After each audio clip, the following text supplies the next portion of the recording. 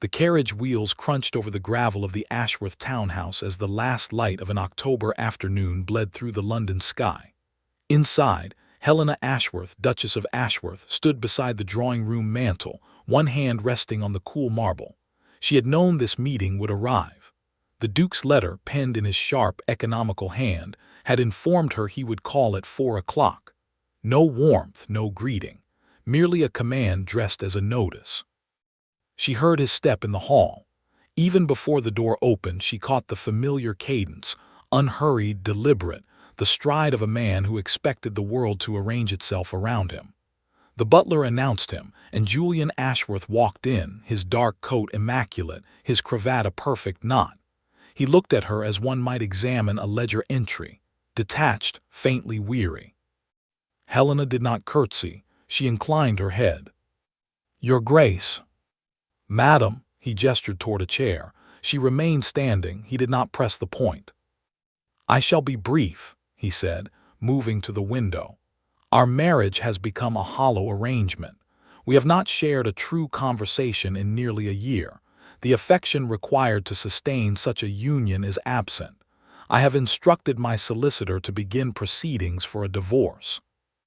The words fell into the room like stones into still water. Helena felt them press against her ribs. 3 months.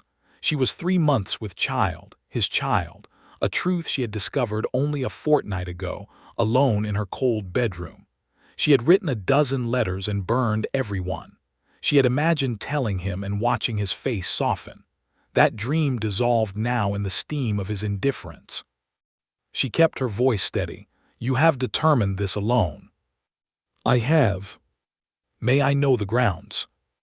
He turned and something flickered behind his eyes, perhaps surprised that she did not dissolve into pleading. "Irreconcilable difference. There will be no public disgrace. You will be provided for, a settlement befitting your station." "How generous," she said, the words without inflection. His jaw tightened. "I did not expect you to be so composed." "What did you expect, Julian? Tears, recriminations?" She picked up a small porcelain shepherdess from the mantel and turned it in her fingers, a thing she had bought at a fair years ago, when he still smiled at her. "I learned long ago that emotion expended on a locked door is emotion wasted." He said nothing. The silence stretched until he gave a curt nod. "The papers will be delivered to you. I shall not intrude again." He left. The door clicked shut. His footsteps retreated. Only then did Helena allow her hand to tremble. She set the shepherdess down with exaggerated care and sank onto the settee, pressing her palm against her still flat stomach. She would not stay to become the pitied duchess, the discarded wife paraded before society while her belly swelled with the air of a man who wanted none of them. She would not give him the chance to look at her child with cold duty, or worse, to question its lineage in his suspicious, silent way. That night she wrote to her solicitor with instructions to secure the small property in Devon left to her by a maiden aunt. Then she penned a single line on a card and propped it on the mantel. "I release you from all obligation. H." At dawn, she and her maid left through the servants' entrance. The London streets were slick with mist, and the clatter of the hired coach masked the sound of a duchess vanishing from her own life. Part 2. Devon greeted Helena with rain that silvered the hedgerows and drummed against the cottage's thatched roof. The cottage was small and smelled of lavender and old wood. 3 rooms downstairs, 2 above. A garden gone wild with rosemary and straggling roses. It felt like exile, and she embraced the quiet punishment of it. Weeks passed. Her body began its subtle betrayal. The waist of her morning dress grew snug. Her maid, a loyal girl named Rose, let out seams without comment. Helena woke each morning to a queasiness that she soothed with dry toast and determination. The local physician, a gentle man named Dr. Trewin, was summoned after she fainted near the garden gate. He examined her with grave kindness and confirmed what she already knew. "Your Grace, you are with child. Near 4 months, I should judge. You must rest more faithfully, else your strength will fail." "I understand," she said, her gaze fixed on the rain-streaked window. I thank you for your discretion." Dr. Trewin paused at the door. "It is not my place, but is the Duke aware?" "No," she said, "and he shall not learn it from me." In London, the Duke of Ashworth received word of his wife's disappearance with a mixture of irritation and relief.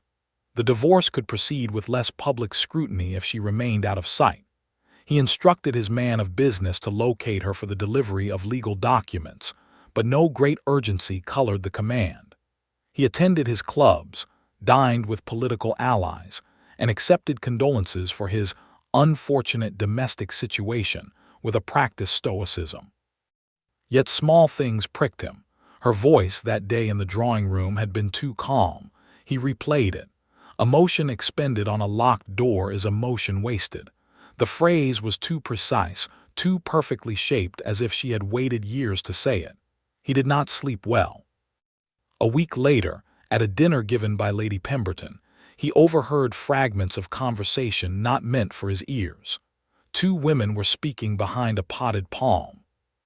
"Vanished entirely. My maid heard from her cousin that the Duchess of Ashworth looked unwell at a coaching inn. Pale, perhaps with child, they whispered. Scandal upon scandal. If she is enceinte, whose is it? The Duke has been in town for months." The Duke set down his glass with excessive care. A child. Could she be carrying another man's child, the final proof of the betrayal he had long suspected? The forged letter that had arrived last spring, the carefully staged scene at the Hartwell ball, the evidence of her infidelity had seemed irrefutable then. But now a child. The chronology tangled in his mind. He had visited her once during their estrangement, a cold, dutiful night 7 months ago. He had left before dawn. Could it be? He crushed the thought. He needed to find her. Not for reconciliation, he told himself, but to know the truth and bury it. Part 3. The Duke's carriage rattled into the Devon village on a morning that smelled of wet earth and wood smoke. He had bullied the location from his solicitor with a ducal glare that sent the man scrambling. The village was absurdly quaint, whitewashed cottages, a church with a squat tower, a single inn that creaked on its timbers. He found the cottage by asking a boy who stared at the fine carriage with round eyes. The gate hung slightly askew. He pushed it open and walked up a path edged with untrimmed boxwood. The back garden stretched toward a view of low hills, and there, among the rosemary, stood Helena. She wore a plain gray dress and a woolen shawl. Her hair was pinned simply, and her figure, there was no concealing it now. She was heavy with child, her hand resting on the swell as if to steady herself. She turned at the sound of his boots on gravel, and her face went very still. The Duke felt something he could not name, a lurch that was part fury, part something far more dangerous. "So it is true," he said, his voice rougher than he intended. "You carry a child." "I do." She did not look away. "Whose?" The word came like a blade. Helena's lips pressed together. She could see the assumption hardening in his eyes, the bitter confirmation of every poisonous seed planted by his cousin's forged letter. She could have told him then. The dates, the truth, it would be simple arithmetic. But she was so tired of fighting for a man who had already judged her and found her wanting. Let him think what he would. She owed him no explanation after his solicitor's cold document had arrived in Devon only yesterday, forwarding the divorce petition. "I shall not discuss it," she said. "You wish me out of your life. I have obliged. Kindly return to London." His composure cracked. "You vanished from my house carrying a child, and you expect me to walk away as if none of it matters." "It did not matter to you when you demanded the divorce," she replied. "Why should it matter now?" She turned and walked toward the cottage door. "Goodbye, Julian." He did not follow. He stood rooted in the garden as the door closed with a soft finality. That evening he took a room at the inn, the only room, and sat in the tap-room drinking ale that did nothing to dull his thoughts. The innkeeper, a talkative man, wiped down the bar. "Begging your pardon, sir, but you've the look of one with business at Rose Cottage. The lady there, she keeps to herself. Sad it is. Mrs. Trewin says she's been seen holding a little portrait and weeping. A man's face, they say. Dark hair, fine features, like one of the miniatures you carry to war. The Duke's hand tightened on his tankard. He owned such a miniature. He had given it to Helena on their wedding day. Part 4. He returned to the cottage the next morning. This time he did not stride. He approached as a man entering uncertain ground. Helena admitted him with obvious reluctance. She led him to the small sitting room where a meager fire struggled against the damp. He stood by the hearth, turning his hat in his hands, a gesture so uncharacteristically nervous that Helena almost softened. "I was wrong to speak as I did yesterday," he said. "Will you tell me the truth?" "You would not believe my truth. You never have." He took a step forward. A book on the side table wobbled, and from its pages slid a folded piece of paper. It fell face up on the floor between them, a letter, covered in her hand, dated 4 months earlier. Before he could stop himself, he bent and lifted it. "Give that back," she said, her voice sharpening. But his eyes were already moving across the lines. "My dearest Julian, I have tried to speak these words so many times and failed. I am with child, your child, and I love you. I have loved you since the day we wed, though I have been too proud to show it. Please come home. Let us begin again." The letter was never finished. The ink had blotted as if she had pressed the pen too hard and then stopped. He looked up, and the terrible mathematics of time aligned. 7 months ago, that cold night when duty had driven him to her bed, and then his swift, silent retreat. The child was his, had always been his.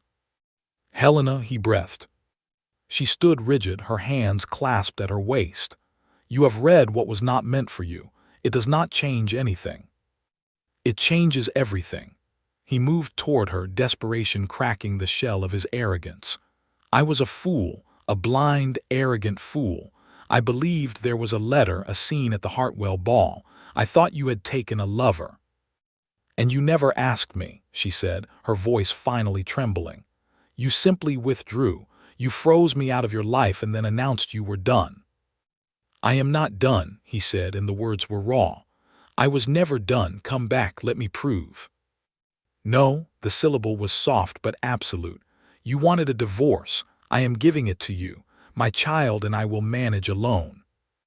Before he could answer, she swayed. Her hand flew to the back of a chair, and a sharp gasp escaped her. Pain contorted her features. The Duke caught her arm. "What is it?" "The baby," she whispered. "It is too early, oh God." The storm that had been threatening all morning broke overhead with a crash of thunder.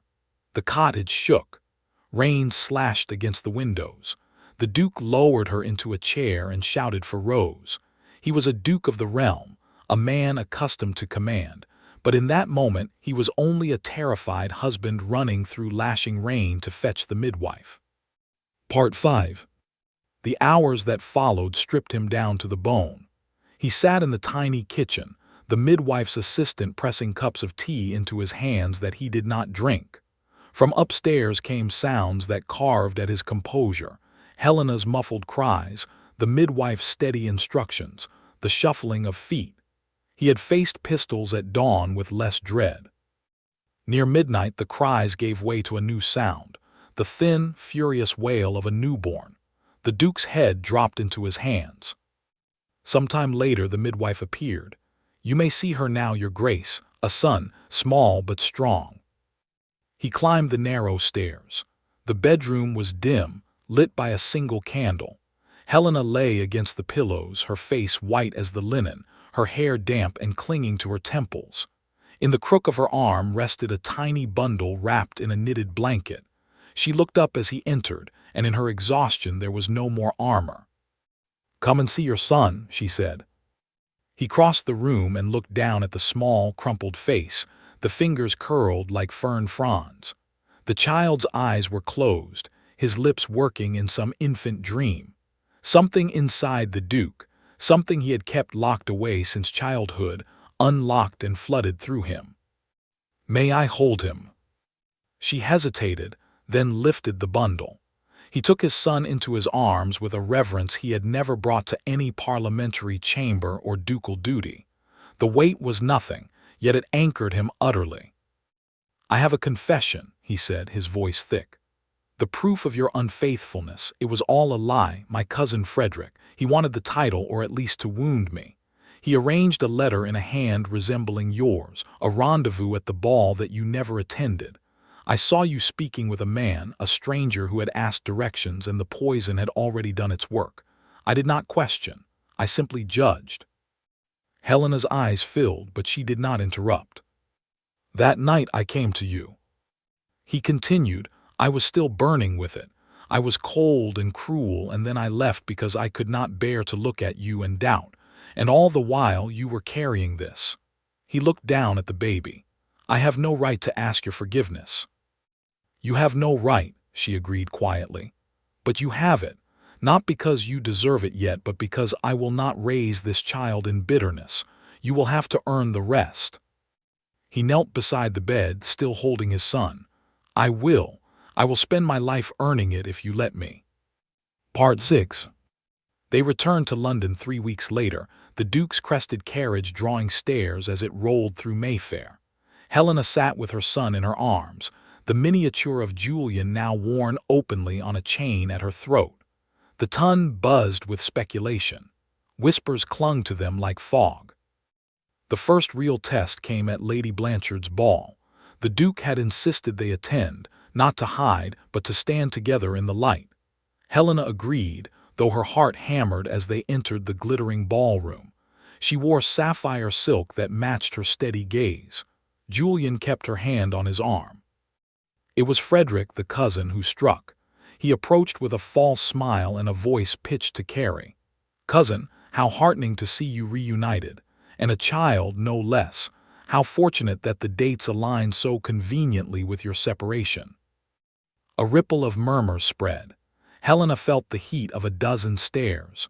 She opened her mouth to speak, but Julian was already moving. He did not raise his voice. He produced a folded sheet from his coat, the forged letter preserved like a venomous snake in a jar.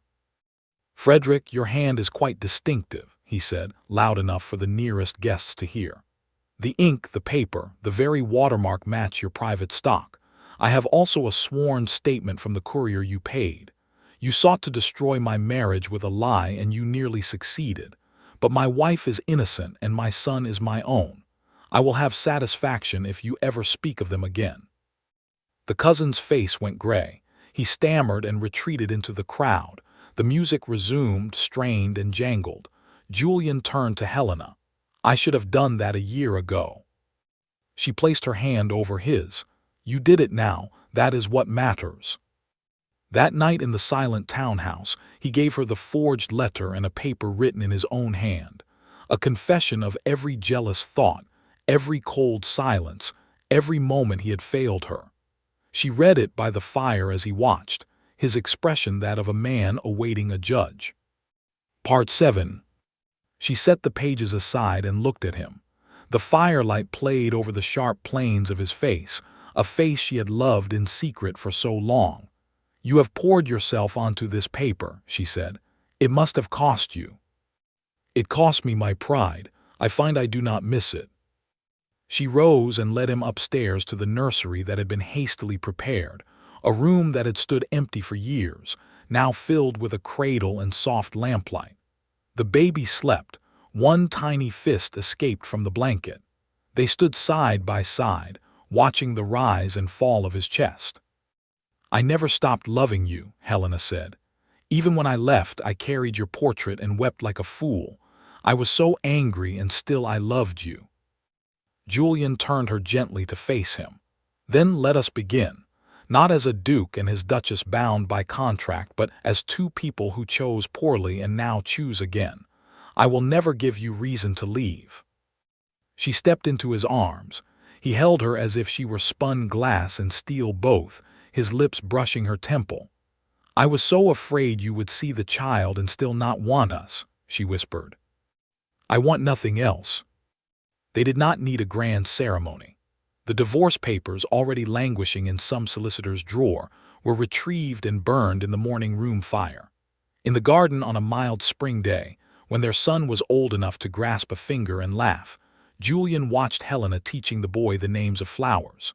She looked up and smiled, and the Duke of Ashworth, a man who had once believed himself incapable of simple joy, felt his heart crack open and fill with light.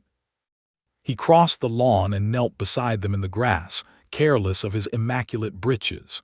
He took his wife's hand and kissed her knuckles, then lifted his son into his arms.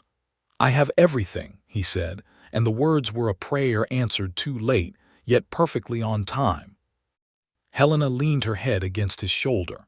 The world beyond the hedgerows whispered on, but inside that garden there was only the quiet gravity of a love rebuilt, stronger for every fracture it had survived.